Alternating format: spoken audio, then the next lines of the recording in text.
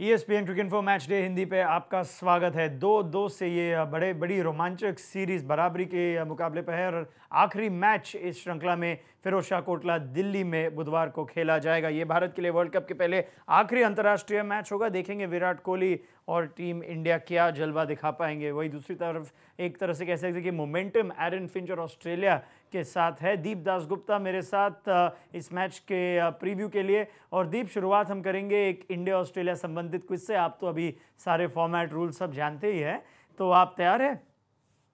नहीं, अगर सवाल भी बता देते तो बेहतर होता और जवाब भी साथ में। सवाल तो मैं बता दूंगा, जवाब भी बताऊंगा, लेकिन उसके साथ 3 ऑप्शन और भी दूंगा, तो ये अच्छी डील है मेरे ख्याल से। चलिए। चलिए, पहला सवाल दीप के लिए इंडिया ऑस्ट्रेलिया संबंधित। इनमें से किस जोड़ी ने वनडे में इंडिया के लिए सर्वाधिक रन बनाए हैं?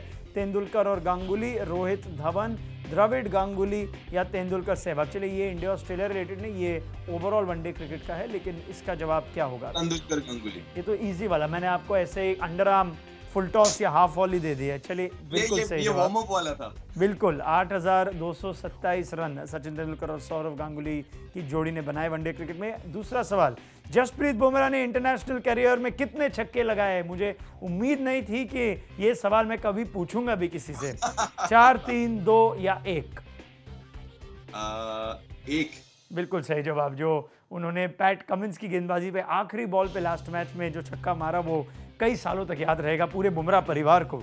तीसरा सवाल, इनमें से किस जोड़ी ने ऑस्ट्रेलिया के खिलाफ वनडे में सर्वाधिक शतकीय साझेदारियां की है? लक्ष्मण तेंदुलकर, रहाणे रोहित, कोहली रोहित या रोहित धवन? रोहित धवन। बिल्कुल सही जवाब। आप तो मतलब एकदम हॉट स्ट्रीक पे है। 3 आउट ऑफ 3। चौथा सवाल, वनडे में इंडिया के लिए किसने सर्वाधिक छक्के लगाए हैं? रोहित शर्मा, MS धोनी, तेंदुलकर, गांगुली? MS धोनी। नहीं, इस बार आप चूक गए। रोहित शर्मा सही जवाब है। 218 छक्के अब लगाकर वो नंबर 1 पर पहुंचे हैं। ये थोड़ा आप शायद ओवर कॉन्फिडेंट हो गए। आप अगर सोचते तो शायद ये आप सही जवाब दे देते। और आखिरी सवाल, इनमें से किस ऑस्ट्रेलियाई स्पिनर के नाम इंडिया में सर्वश्रेष्ठ वनडे प्रदर्शन का रिकॉर्ड है? आपके option, Shane Warne, Tom Hogan, Brad Hogg या माइकल क्लार्क? वनडे की बात कर रहे हैं हम जी। Brad Hogg. नहीं, सही जवाब है टॉम होगन। ये 1984 की बात हुई है। थोड़ा सा हमने शायद आपको एक गूगली डाल दिया। ये काफ़ी पुराना सवाल, स्टैट्समैन को आपसे ज़्यादा प्रेम नहीं था, इसलिए ये आखिरी 2 सवाल ऐसे डाल दिए।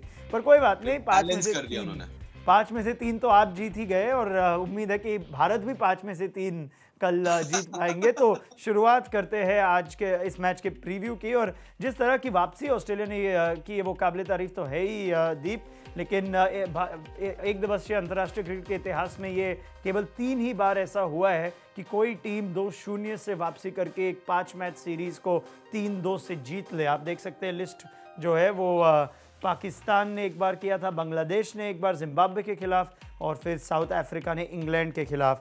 तो क्या आप उम्मीद रखते हैं कि ऑस्ट्रेलिया टीम जिस तरह से उन्होंने 360 रनों का लक्ष्य का मजाक बनाकर रख दिया पिछले मैच में, क्या वो ये पूरी कर पाएंगे बराबरी? देखिए, बिल्कुल उम्मीद तो है कि कर पाएंगे। जिस तरीके से वापसी की है और जिस तरीके से क्रिकेट खेला है उन्होंने, ऐसा नहीं कि भारतीय दल ने खराब खेला है और उसके वजह से मैच हारी है।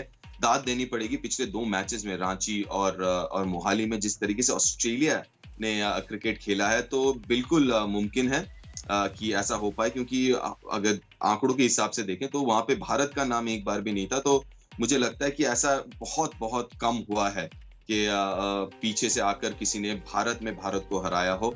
तो उम्मीद ये है कि काफी अच्छा मैच होगा, रोमांचक मैच होगा।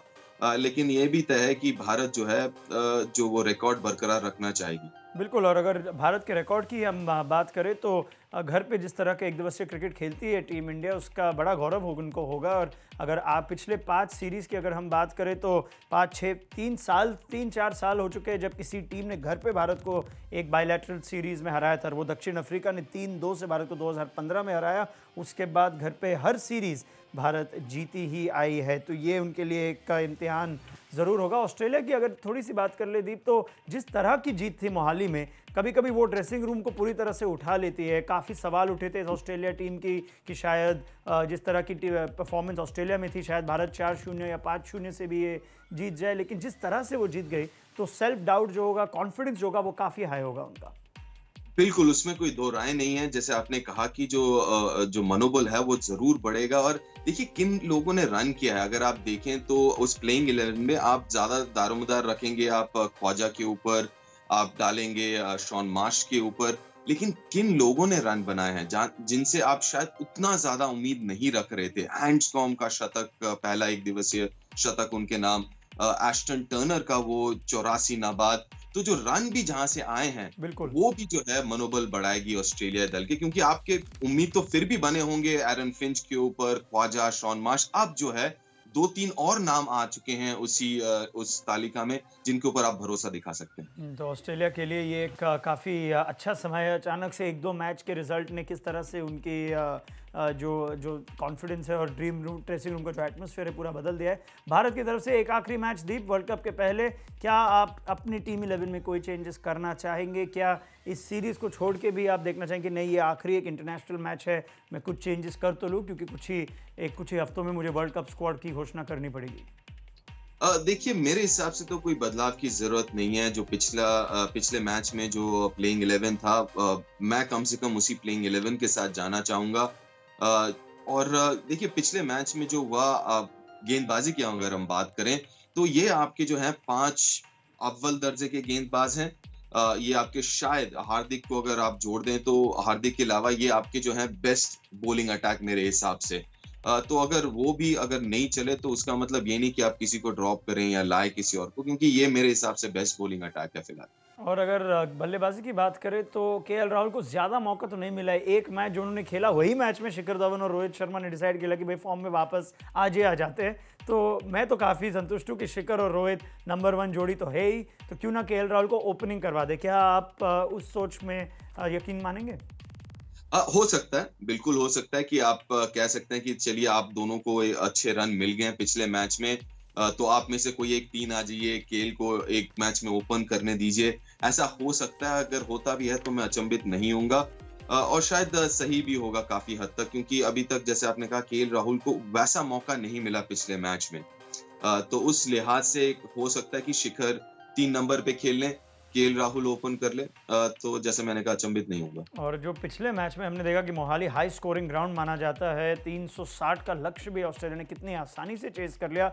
वही दूसरी तरफ फिरोज शाह कोटला के कुछ आंकड़े पे अगर हम नजर डालें दीप, तो ये तो दूसरी कहानी है पूरी तरह से। हमें लगा कि नॉर्थ इंडिया में शायद सिमिलर पिचेस हो या ड्यू फैक्टर वो भी कायम हो जिस तरह मोहाली में था, लेकिन केवल 220 रन का औसत स्कोर है कोटला में। आखिरी 5 वनडे में चेस करते हुए टीम 3 बार जीत चुकी है 5 में से, और तेज गेंदबाज का औसत और स्पिन गेंदबाज का औसत बहुत ही बढ़िया। तो ये एक मुझे तो ये काफ़ी सरप्राइज कर गया कि भाई 220 रन, शायद ही ऐसा कोई ग्राउंड हो भारत में जहां ओडीआई का औसत स्कोर पिछले 5-6 मैचों में इतना कम हो। जी, मैं भी थोड़ा सा हैरान हूँ उन आंकड़ों को देखकर, क्योंकि 2-3 चीजें याद रखने वाली बात है जब हम फिरोज शाह कोटला की बात करते हैं। कि जो मैदान है वो काफी छोटा है। दूसरी तरफ अगर सतह की हम बात करें तो वो ज्यादा उछाल नहीं है, नीची रहती है, टर्न भी होता है, तो बल्लेबाजों के लिए शॉट लगाना बड़ा मुश्किल काम है। और उसका ये कारण ये भी है उस सतह का इस तरीके से बर्ताव करने का, क्योंकि पिछले 2-3 साल में काफी बार जो ऊपरी सतह है पिच का, जो टॉप लेयर है, वो काफी बार बदला गया, तो कभी भी उसको सेटल होने नहीं दिया गया। तो इस कारण जो है पिछले 2-3 साल में कुछ इस तरीके का बर्ताव किया है फिरोज शाह कोटला के पिच ने। लेकिन 220 काफी कम है। हालांकि जैसे आपने कहा, अगर मोहाली में ड्यू रहा है तो दिल्ली में भी उम्मीद करते हैं ड्यू का असर होगा, और ऊपर से बारिश भी हुई है दिल्ली में, तो उसका भी फर्क पड़ेगा कल के मैच में थोड़ा बहुत। तो आपकी भविष्यवाणी क्या कहती है दीप? डिसाइडिंग मैच है इंडिया या ऑस्ट्रेलिया? अब सवाल आप ऐसे कर रहे हैं, इंडिया ही होगा ना। और जैसे आपने आंकड़ों की बात कही कि अभी तक हुआ नहीं है पिछले 2-3 साल में, 2015 में पिछली बार हुआ था कि किसी ने हराया था भारत को भारत में, तो उम्मीद वही है कि जो ये रिकॉर्ड है उसको बरकरार रखेगी दल। चलिए देखते हैं, हम आपसे फिर बात करेंगे इस मैच के बाद। दीपदास गुप्ता, बहुत बहुत धन्यवाद आपका। आखिरी मैच भारत और ऑस्ट्रेलिया के बीच दिल्ली में बुधवार को खेला जाएगा।